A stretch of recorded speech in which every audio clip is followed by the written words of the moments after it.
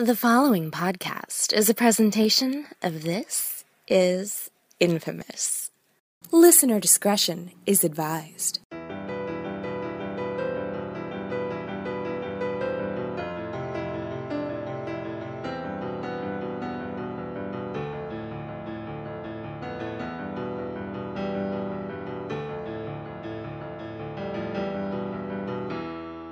Welcome to Just the Worst Movie Review Podcast, episode number 29 to be perfectly precise.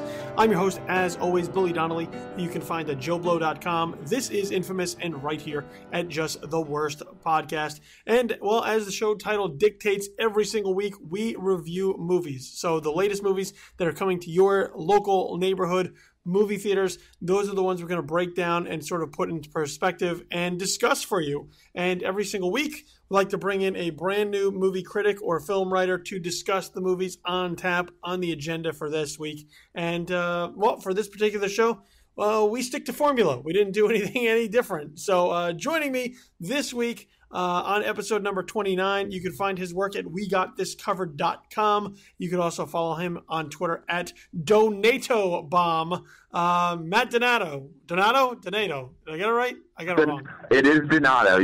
Everyone does that, so don't worry about it. But it is pronounced Donato. Okay, and it's a pleasure to be here. Thanks for having me. Absolutely, man. Look, we're going to do one film this week. It's sort of the way that the summer blockbuster season works is typically we get a giant movie that is going to just decimate the movie landscape, and then that movie usually gets about 2 weeks to sort of have its run at accumulating as much money as it possibly can.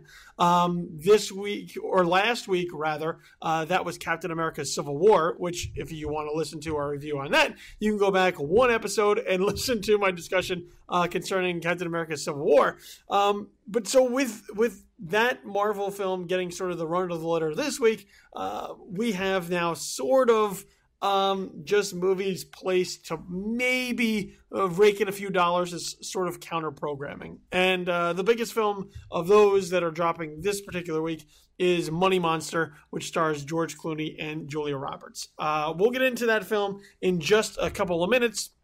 But before we do, Matt, I want to give the opportunity to sort of present your credentials. We are Just the Worst Movie Review Podcast, but that doesn't mean we suck. It just means that we are self-deprecating and set the bar of expectations low for you so that when we drop all the knowledge on the listeners, they're pleasantly surprised. So Matt, let everybody know sort of how long you've been at this, how you got started, how you got into sort of writing about film and film criticism, so they know you're not just some guy we pulled off the street. No, sure thing, I can do that. In 1 second here, sorry. I'm dealing with a little bit of congestion, so I'm not feeling 100% yet, but I'm still here and still for you. So to get to it, I guess it goes back about 4 years. I'm still the young gun in the film criticism world here in New York City. Made a name for myself just by driving hard really fast. But, yeah, I mean, it really started about 4 years ago when I joined We Got This Covered. We were still, kind of a building site at that point. And I really just committed to joining the New York scene and really weaving my way into it. So over the last 4 years, we've kind of built ourselves from a site that's gone from, one of those regular blogs you would kind of read just to get some info and hear some insight, to really one of the, top-tier players that people come to for reviews, editorials, whatnot. So it's been kind of a really quick, rapid journey for me. But I mean, over the last 4 years, I think I've amassed almost 1,000 reviews, stuff like that. We're touching base on horror, any kind of genre you want to do. It was funny you mentioned Just the Worst Podcast, because I'm like, oh, that's perfectly suited for me, because horror is my genre, and I see a lot of shit. I mean, if you go on my We Got This Covered account, I mean, yeah, you'll see Money Monster, you'll see all the big releases, but I also love to give time to all the little reviews, too. So you'll see a review for some random slasher movie you didn't even know existed. And, yeah, half of them are really shit. So I'm like, oh, I'm perfect for Just the Worst Podcast, because I usually see Just the Worst movies. Yeah, it's funny. It's funny because people always bring up the fact that they think we have such a glamorous and glorious job. And look, it's an honor and a privilege to be able to see all the things that we are able to see in the time frame we are able to see them. But by the same token, for every like one or two really good ones we see, we got to wade through a lot of bad ones to come out. Oh yeah, I mean the stuff you're seeing. I mean, we've gone from a system that put out Hollywood movies maybe let's go back 10 years. Maybe there were like 3 movies coming out a week. You didn't have to worry about anything besides that. I mean, now we're on a method where all these indie movies, video on demand stuff, we're seeing 20 movies released a week, and it's not becoming, oh, who's going to review the big movies this week? I mean, we have like 4 reviewers on our site, and it's literally become, what movies can we review? What do we have time to do? And it's like, you have to pick and choose which ones are we not going to touch on. So it's just a weird kind of thing to try to navigate all the movies that we see. It's so many movies that, maybe I'll say mainstream, and it's not a derogatory term, but, more mainstream Hollywood viewers will never even hear about. Mm-hmm.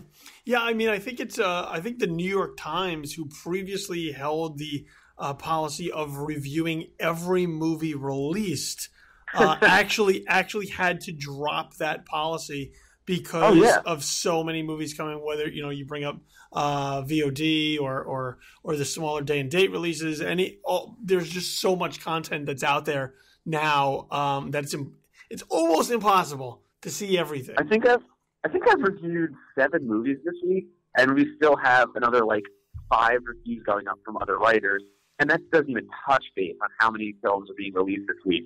I mean, this week I saw some movie called The Curse of Sleeping Beauty, which I never would have known existed had I not been involved in the critical world and been getting PR emails about, hey, can you watch my movie? Still don't know that movie existed until just now. But so that I don't, so that I'm not locked inside a dark room for 18 out of 24 hours just watching those films, I have to cut myself off. So there's only so much we can take. Yeah, there's only so much. I need to have a well-rounded experience in the world. The funny part is, I think Money Monster tested our boundaries the most this week. I mean, let's get into it. Since you, as a perfect transition, the one film that we're going to talk about, and look, there's a couple of smaller films that are out there as well this week, that we're not going to be discussing. If you want to go ahead and check them out, by all means, go right ahead. I know The Darkness is out there, which was not reviewed for critics, so take that for what it's worth. And, I will be seeing that this weekend. Yeah, and then there were other smaller films in limited release like The Lobster and Love and Friendship, and Search Party that you can go out and track down if you want. We're just not going to be talking about them this week. And just on title alone, if you want to go check out How to Plan an Orgy in a Small Town, keep an eye out for that one. But the biggest release that is, or the one real mainstream release that'll be hitting your theaters this coming weekend is the film Money Monster, which is directed by Jodie Foster and stars George Clooney and Julia Roberts as well as Jack O'Connell in a hostage situation where we're looking at a TV personality named Lee Gates, played by George Clooney, who is sort of a Jim Cramer type of personality, somebody that is a personality on a financial news network who goes about giving out stock tips in an entertaining fashion. When a particular company's stock crashes, Kyle Budwell, played by Jack O'Connell, bursts into the studio, takes it hijack, looking for answers, and then the film persists of trying to uncover what happened to all this money, this particular company, and the stock. So that's about as basic a synopsis as I can give you right off the bat. So, Matt, take it away. Money Monster, what did you think of it? So, I mean, you mentioned Jim Cramer, and I think that's the most obvious kind of connection to make to the real world here. And the whole film feels like a personal attack on Jim Cramer in a way. I mean, the way George Clooney kind of portrays himself, who I love in this movie, actually. I do think Clooney does a really great job. But the movie just really doesn't stand up to the social kind of weight that it should hold. My biggest problem with it is that Money Monster is a movie that wants to kind of incite riot, and it wants to be that movie that really rallies people against financial crises. But it left me feeling so absolutely numb to the entire world, basically, of economics and how we should deal about it. I mean, we all just saw The Big Short, and that was a movie that literally made me like seethe with anger. I left that theater thinking like, wow, I feel terrible about myself. Even though I love the movie and thought it was phenomenal, I feel terrible about how we're being kind of, I'll say duped and taken advantage of by, big corporations and whatnot. And I think Money Monster wants to be that same kind of movie, even though it does kind of take a B-movie aspect approach. But it really, at least to me, it fails 100% to say anything new about it, any financial kind of devastation. And it really only kind of permits this thinking of rich people are bad, you're being lied to, and the little man is always going to get screwed. But how many movies have done that before? And especially after so many movies have done that better, why is that even a valid point to make anymore? So I think that's kind of where I'm standing on it. I don't know how you feel about it. I mean, as far as look, when I watch Money Monster, this is a proof not to judge a movie by its cast. I think that's one of the key components is that you look at it and on paper you go, oh well, George Clooney and Julia Roberts and Jodie Foster's directing. How could this possibly not be any good? Well, it can. So and this kind of goes back to those De Niro Pacino days where you looked at, oh well, Robert De Niro's in this movie. Oh, Al Pacino's in this movie, and then you realize that doesn't necessarily mean a lot if the movie isn't very good. So that's one of my first takeaways from the film. The second one for me is that I think there's a potential for a good movie here. There's some interesting ideas in this film. This just isn't the movie to really go and explore any of it, because I think the main issue for me coming out is that the film is so misdirected as far as its focus. And as you mentioned, sort of, this is the system is rigged. You're being lied to. I think that is a less interesting point to make than where the film sort of starts, which is entertainment masquerading as news and journalism. I think that there is something much more interesting there, something sort of untapped there as far as what we see with the 24-hour news networks and the talking head shows, and whether it's CNBC or Fox News or what CNN has sadly become. I think that there's a much more interesting point to deal with there. With what are these people doing on the air? What is their responsibility to the general public, and how that relationship works? Because you bring it up early in the beginning. I think. All right, I'm going to jump in really quick. No, go ahead. To second that point really quick, I really like the chemistry between George Clooney and Julia Roberts. Julia Roberts plays Clooney's producer, who's in his ear the whole time. And exactly like you're saying, I think the movie would have done a lot better if it had stayed in the entire show kind of mentality. So erase Jack O'Connell's kind of hostage taker from this scenario and just let it be a movie about Clooney being the Jim Cramer type with a little more investigative journalism aspect, and let it be solely about just getting to the bottom of it. Apologies, I'm outside, so you're going to hear a little background noise. So let it be a movie that's completely about getting to the bottom of these cases through a completely journalistic eye, and all the craziness that goes on behind the scenes with Julia Roberts' producer. I think that's the movie that would have actually better suited, kind of revealing something about the financial kind of world. Yeah, I mean, look, the movie doesn't do anything. Like that's another one of my issues with the film is that the film doesn't do anything. And you're looking at a film that only has like a 98-minute running time, which should mean that it moves, that it has a purpose, that it is very that it's sort of laser-sighted in where it wants to go. And what you end up having is a lot of times people standing around a studio just being like, oh shit, oh fuck, like angry that no progress is being made. But as a viewer, that's even more frustrating because you're watching a film about no progress being made where no progress is being made. So it's bizarre because it's like looking into a mirror. You're like, I'm watching this thing where nothing's happening and nothing's happening there. We become the people standing there wondering what's going to happen. Yeah. We sure as hell don't know.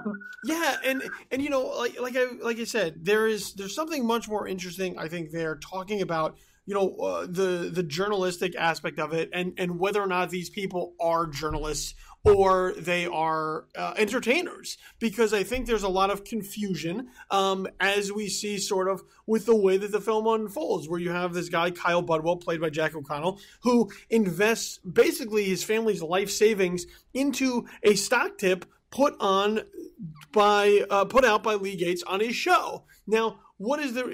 Lee Gates has no real responsibility to this guy, but there is also there's no disclaimer. There's no nothing to put it out there as far as what his opinion truly means. So you may have people who aren't the wiser about how the stock market works, which to an extent is sort of like legalized gambling in a number of ways. And as a result, when things do go south, those are the people who are left holding the bag. So I think that is sort of where the interest in this movie could have been, instead of transitioning it into sort of this negotiator type of film where George Clooney's sort of self-centered, self-serving personality all of a sudden grows a moral compass and is now in touch with the common man to try and figure out his problems. I think that's a far less interesting film,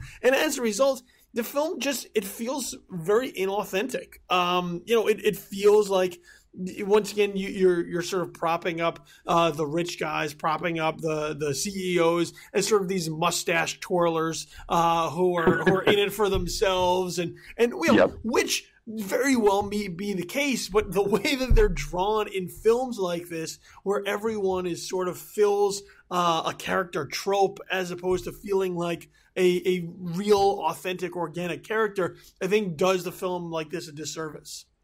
And I think to touch on that too, I have a whole 2 paragraphs in my review that just touch on the cliches of Money Monster. I think, like you're saying, every single thing here is a cliche. I mean, it's Patty Fenn's last day on the job because she took a job somewhere else. So, of course, it's her biggest challenge because it's her last day. That adds emotional drama, all that stuff. Kyle Budwell is just a personification of economic paranoia, which really doesn't do well in this scenario, because he becomes this kind of flag-waving, kind of combustible ball of energy that's just a bunch of different ideas thrown into one single character. And none of that really comes off as genuine, like you just said. But I think my biggest complaint here is, number one, the mustache-twirling CEO, as you just said. Because I'm sick of seeing that. I work a day job that's in business, but that's what I'm taking a lunch break on right now. And yeah, sure, it might be true a little bit. I mean, things happen in business. That's like Walt Canby, the CEO in the movie, says, hey, that's just it. But the way that he's portraying this movie, the minute he walks on screen, he's just like a Dick Dastardly character, and it's like, okay, yes, something's not right. I get that. Like, he's immediately sneaky and suspicious and stuff like that. But even worse to that point is Diane Lester. I think she was the CCO, correct? Yeah, the chief communications officer. Yeah, exactly. So she's the CCO here, and she's a strong, independent woman when she's introduced. She's trying to take on the whole kind of explosion, I guess you would call it, after their company's stock tanks $800 million, which makes lots of people poor. But Diane Lester comes on television. She tries to give them excuses, and it's very apparent that she doesn't know the truth either. So she goes to Walt Canby, the CEO. She tries to get some kind of information, and before she does that, she leans into kidnapping. So of course, the woman working in business has to be hooking up with the CEO, because I don't really know why, but apparently that's what happens in all these movies. Is if you're a CEO, you just automatically cheat on your wife. But that's not even the problem. It gets worse when Canby obviously states that he's having an affair with Diane Lester, and Diane Lester seems absolutely fine with the fact that she's being a homewrecker. So it's like, all right, you're trying to make a statement by having a female CCO, some high-ranking female character in your movie, and you immediately degrade her by making her nothing but a side piece to the CEO, and then even letting her be conscious of the fact that she's being a homewrecker. It absolutely just dismantled that character for me, and it adds zero to the story. The story would have been absolutely the story would have been better if that wasn't involved, because all of a sudden I got distracted by the fact that you can't even have one female character in your movie that's like, not hooking up. Or sorry, Julia Roberts' character is another strong female character. I get that. But you can't have the businesswoman in your movie not be corrupt. Like, I don't know. I was really thrown by that kind of little dig there, and I don't know if you feel the same way, but... Well, I mean, my bigger problem with these characters, and Diane Lester I think is a perfect example, is that none of them take any sort of responsibility for their role in what has happened.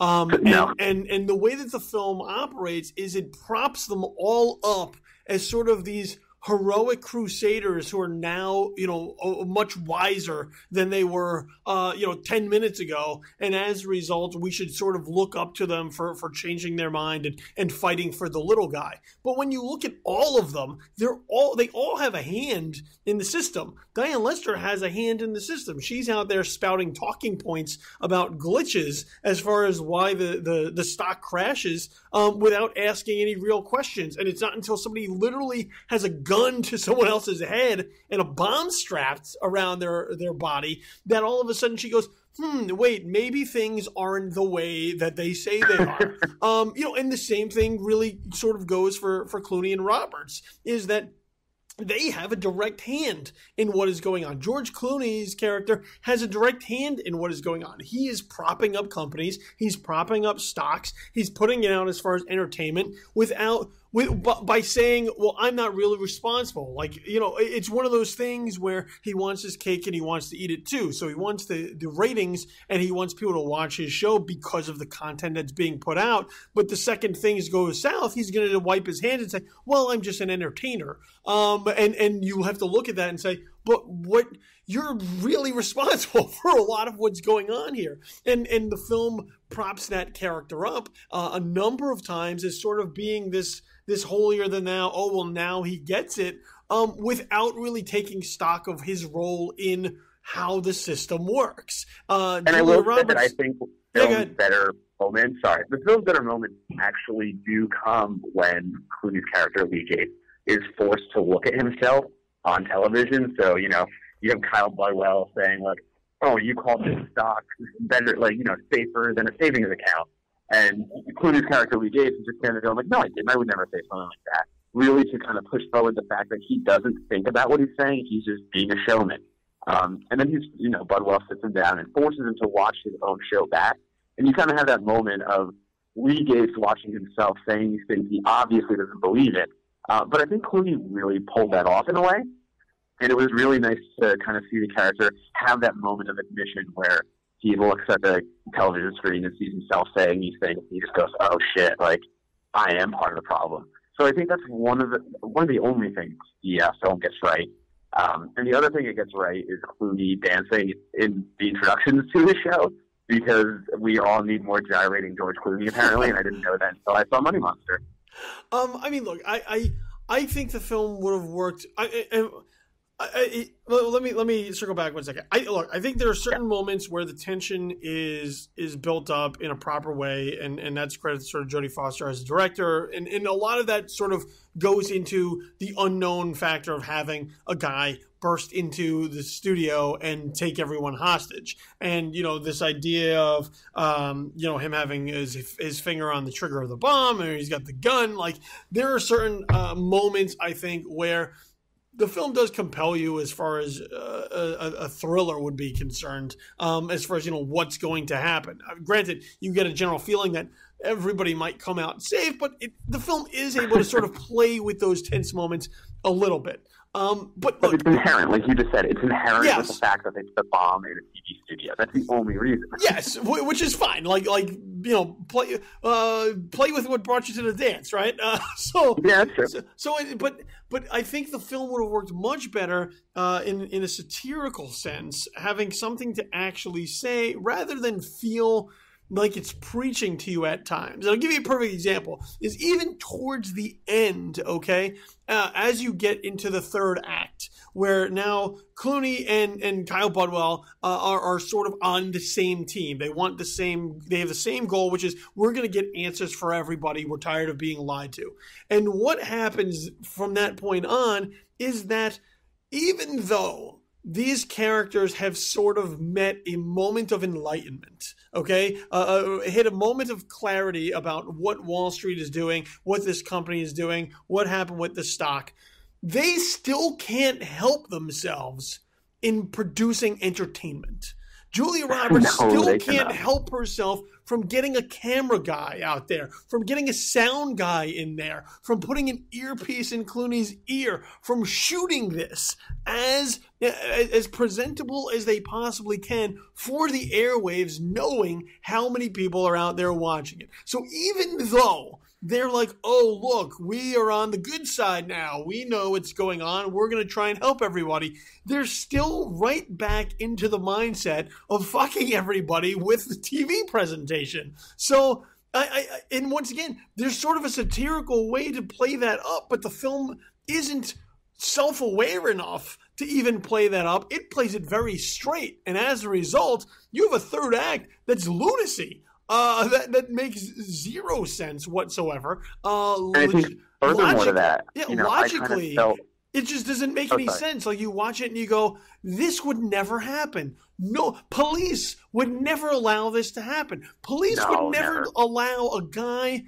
wearing a bomb vest to walk down the middle of a busy street where people could die. Yeah, where people could die. Say that. So the problem with me, even before we're getting to that third act, is that Lee Gates has a line where he's talking to Kyle Budwell. And just like we were kind of touching on before, and responsibility and the fact that, yes, Lee Gates is saying these things, but he's not making you push the button and buy these stocks. The choice is still yours, and it's your responsibility to own up to it. So that's what he kind of tells Kyle Budwell at one point. And he kind of has a line where it's like, yeah, no one's complaining when they're making money, but the minute, they start losing, that's when everyone gets upset. And at that moment, I'm like, yeah, that's kind of, right. Like, sure, these media guys, they're not doing the right thing by pumping these stocks to people who might want hopes and dreams of someday being rich. But I kind of had a moment where I'm like, yeah, you know what, that's kind of right. Like, it still is on the low end to be responsible. Everyone has to take account of their own actions. But if that's true, then why the hell do I care about Kyle Budwell at this point? And from that moment on, I think that happens about halfway through the movie, I no longer cared about Kyle Budwell. He was just, that kind of destroyed the character for me. And it kind of debased it to the fact that he's just a crazy man with a bomb and he has no right to be angrier than anyone else. So why should we care about him living or dying through this situation? And again, that just kind of ripped the rug right out from under me. And I'm like, why do I care about Money Monster at this point? You're not saying anything. You have these characters I'm not kind of attached to. This isn't me. I'm not that person, no matter how much, I get angry about finance and, the fact that I'm barely scraping by on a day job, paying rent and all this stuff. But, the answer isn't going into a movie studio and threatening to blow up an entire production. It just doesn't play. And then why is the entire production crew, just like you were saying before, why are they still standing there filming everything? And, Julia Roberts' character trying to get camera shots while Kyle Budwell is waving a gun. And all of a sudden the cameraman, Lenny, who is a hero in this movie. The cameraman, Lenny, is one of the only people I like in this movie. So props to that man. Because he's like the only working class guy in there who's just trying to do his job. Like, he's there he's like, I'm just doing what I'm told. If they tell me to get a better shot, I get a better shot. If they tell me to follow the lead, I follow the lead. That's his job. Is just like, hey, I'm just a regular guy and I'm here to do my work. And I'm sorry this happened to you. It sucks and all, but can I just do my job? And I think that's the character I connect with the most, honestly. Like, I don't connect with Kyle Budwell. I connect with Lenny, just like grinding it by to make a freaking living. And, you can try to find fortune in these kind of magic stocks and stuff like that. And if you play the stocks right, yeah, people get rich. But I don't know. I think Lenny is a character that kind of walks away being the most kind of the best representation of the normal viewer. Yeah, I think when you look at Kyle Budwell, the problem is it's just a bad character. he's not given anything really interesting to do. He doesn't really have an interesting point of view. He's just sort of played up as, this blue collar guy who got screwed by the system. But the way that he's a man with a bomb who just kind of wants to hear the word sorry. Yeah, but even then, the way that the film draws him up is like you're supposed to feel incredibly bad for him, but it does it in such cheap ways. It does it by having his pregnant girlfriend come in here and like verbally abuse him as a means of trying to save the situation. It's not like, hey, you made a mistake. These things happen. It's you're a loser. What the fuck were you thinking? And that's supposed to make you feel sorry for him. And for a moment, it might, because you don't want to see any character treated that way undeservingly. But it just distances you. And at the same that kind of plays into what I was saying before. You just keep getting farther and farther away from Kyle Budwell, who's the character you're supposed to kind of relate to. Yeah, and as a result, they try to push you to, but look how heroic George Clooney is. And I kept going back to the idea of, but he's a fraud. He's a phony. That's his deal. And, I think you bring up an interesting idea. And once again, I think that's one of the things that could have come into the film is, in sort of these ideas of personal responsibility, when you're listening to this. But we have to also remember, like, a lot of the general public isn't too bright at times, and when they're shown things like this on TV, they take it at face value, which is not what it is, and that's where I think there's much more interesting ideas of a film like this to be explored. This just is not the film to do it, and for that, I was just sort of disappointed because I do think there is an interesting film to be made about something similar, about this sort of subject matter. This film just does not have anything going for it to really embrace the challenge of tackling very intelligent, very mature subject matter, and really just sort of boils it down to like the lowest common denominator. And as a result, you just get a very mediocre movie. I mean, it's soapbox propaganda. It wants to say something so profound, and it just gets up there without thinking about anything and just starts spewing hate, basically. And I mean, I think that's more dangerous than one of these Lee Gates characters where, he kind of knows what he's talking about and he just puts on a show. But this movie doesn't really know what it's talking about, and it just gets up on a soapbox and starts yelling, the system's corrupt, finances screwed, we're all going to die. They're basically like yelling, preaching the end times, and it doesn't really know why or how.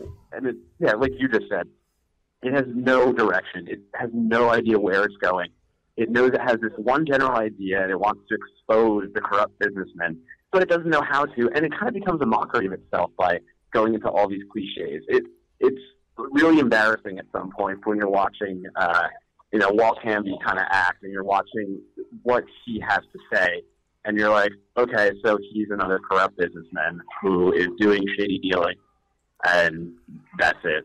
He has a CCO that's also having an affair with him, and nothing works. I'm with you. This thing's shit. Let's stop talking about it. I mean, look, I think one of the main problems is the fact that the lead of the film is George Clooney, is the Lee Gates character. I think if Kyle Budwell is the lead, and you get to know a little bit more about him, how much this stock loss means, like how much it's affect him, his life, his family. I think that's more interesting film, because I think the film that you could sort of compare it to a little bit is John Q, the Denzel Washington film, where he takes a hospital hostage over sort of healthcare. But once again, the lead of that film isn't Anne Heche as the hospital director. The lead in that film is the guy on the ground who's affected by these things. And I think, once again, sort of just an overall misfire of the film by focusing on the guy who is probably the least interesting. When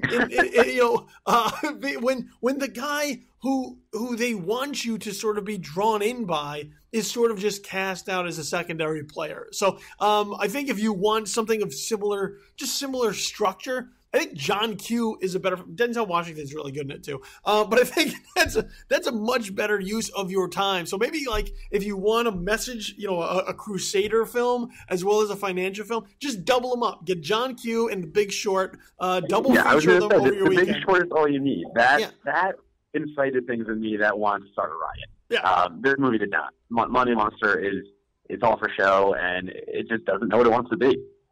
Yeah, so I mean that's basically it. I mean that's Money Monster. To recap, I think we both agree. Just not very good. Potential. Don't get caught up by the Money there. Monster. Do not get eaten by the Money Monster. I mean, look, potential is there. It's just all unrealized. So maybe at some point somebody will make a better film about these elements. But Jodie Foster's film is not going to do it. Don't be suckered by George Clooney and Julia Roberts because it's just not there for them here. So just wait until they release an hour-and-a-half movie of George Clooney dancing. Just loop the dance scenes, and that's all you need in Money Monster. Or him in the boxing robe. I'll even take him in the boxing robe throwing punches. I'll take him. Well, that goes in with the dance. I think we can lump that in with the dance. Yeah, you can take the whole thing. So I mean that's Money Monster in a nutshell. So not a good week to go out. Your best bet probably is to just go see Captain America: Civil War again. Yeah, go see Civil War. Yeah. Or like I said, double feature John Q and The Big Short, and you'll kind of get the best of both worlds as Money Monster tries to be. So there you have it. Do the VOD route and see Love and Friendship because that was delightful, and I'm going to plug that one time. Well, there you go. So before I let you go, Matt, let everybody know where it is that they can find you out there on the interwebs.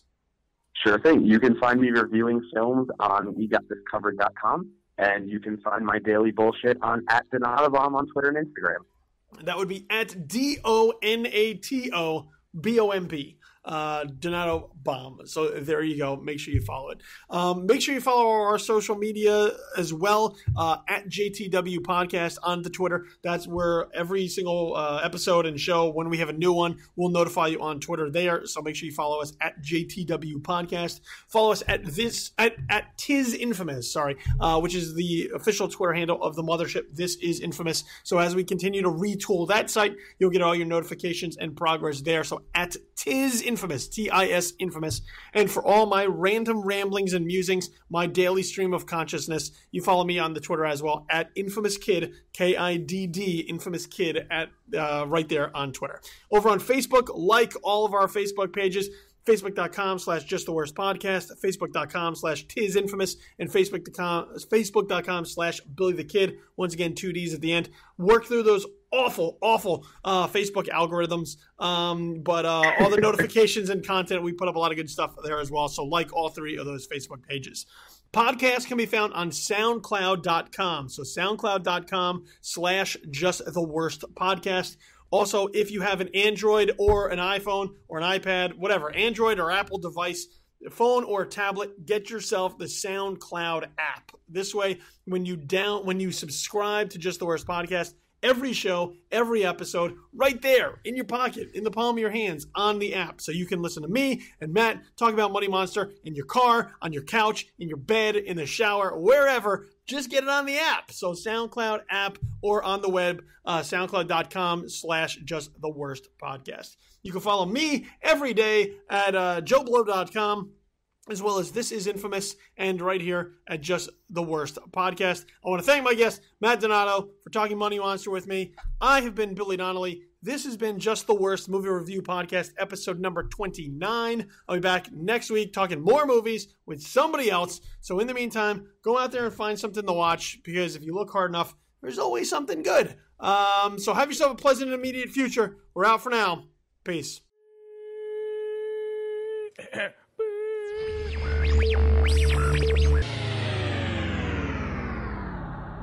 Just the Worst Movie Review Podcast, episode number 29, has been a presentation of Just the Worst Podcast Media.